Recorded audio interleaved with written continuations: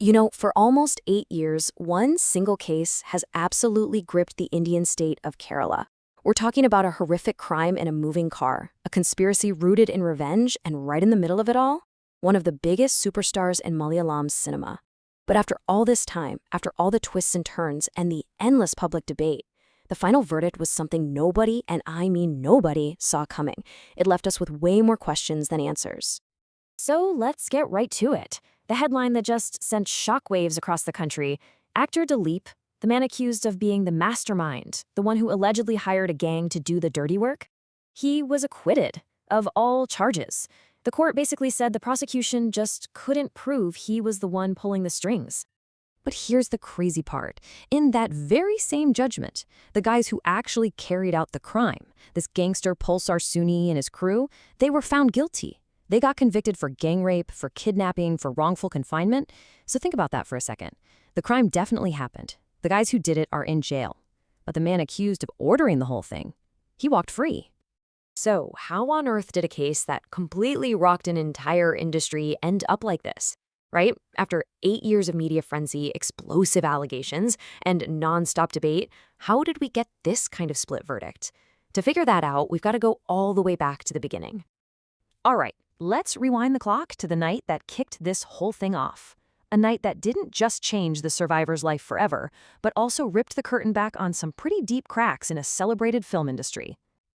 Okay, so picture this. February 17th, 2017. A well-known actress is in her car heading to Kochi when suddenly her car is ambushed.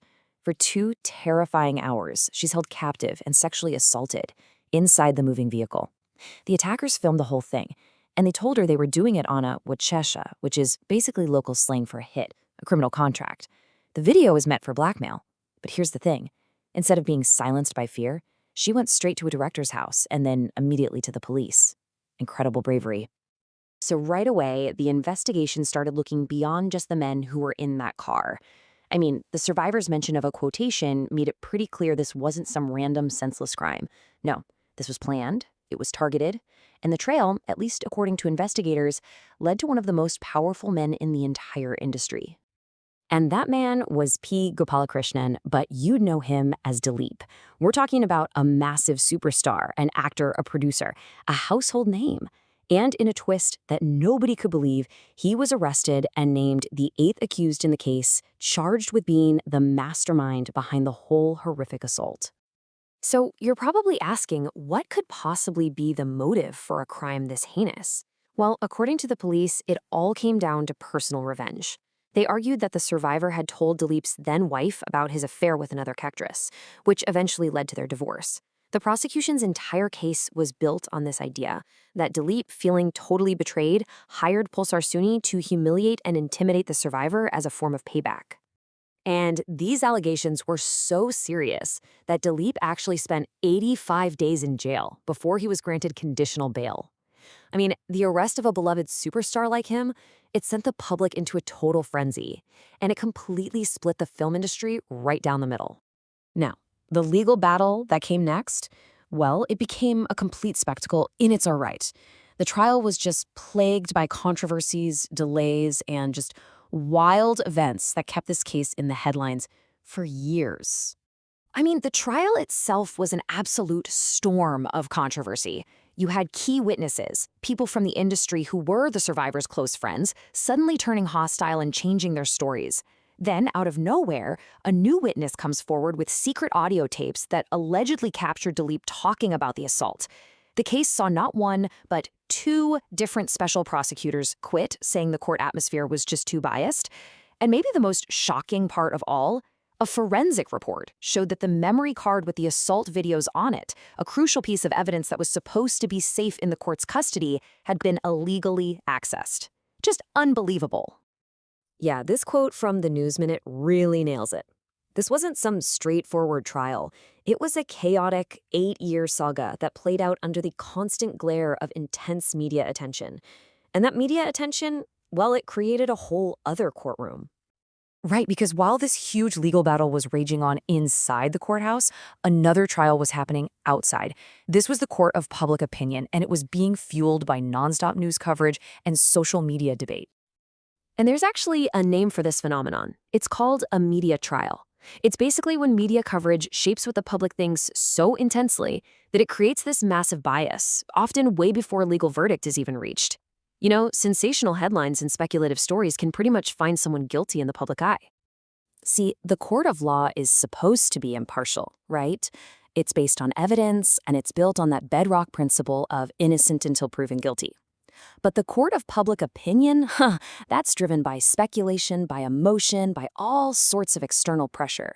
And this huge difference between those two arenas was really at the very heart of this entire case. And in the Dileep case, this conflict was on full display, 24/7. You had primetime TV debates, leaked documents flying around, endless social media commentary. It meant that for a lot of people, the verdict was already decided years ago, no matter what the actual court would eventually rule. But here's something really important to understand. Regardless of the legal verdict, this case has left behind a profound and just undeniable legacy. It sparked incredible change, not just in the film industry, but really across all of Kerala's society. So, in the immediate aftermath of the assault, something happened that was pretty much unprecedented. A group of really prominent women in the industry, they just refused to stay silent. They banded together and formed the Women in Cinema Collective, or the WCC, to demand accountability and real systemic reform. And this was like the first domino to fall in a whole cascade of change. The WCC's activism actually pressured the government to create something called the HEMA Committee to investigate the working conditions for women in cinema. Its report, which took forever to come out but was finally released in 2024, confirmed what so many people already knew. Harassment was absolutely rampant. This, in turn, forced these powerful film unions, which had resisted for so long, to finally set up internal committees to handle grievances. And the impact went way beyond just film sets. Surveys after the case showed a 40% jump in women across Kerala reporting workplace harassment. Now, that doesn't mean harassment suddenly increased. What it means is that reporting increased. It was a rise in courage, directly inspired by one woman's refusal to be silenced. It was this massive shift from silence and shame to collective vigilance. As one member of the WCC put it so powerfully, we didn't just survive, we scripted change. The survivors' fight truly became a catalyst for thousands of other women to demand safer workplaces and a more just society. And that brings us to the final, lingering question that hangs over this entire story. Dileep was acquitted by the court of law, but in the court of public opinion, the debate is still raging. This case forced a reckoning with misogyny and power that has permanently changed an industry and a state. So it leaves us all wondering, right? When these two courts, the legal one and the public one, deliver completely opposite verdicts, which one truly defines what justice is?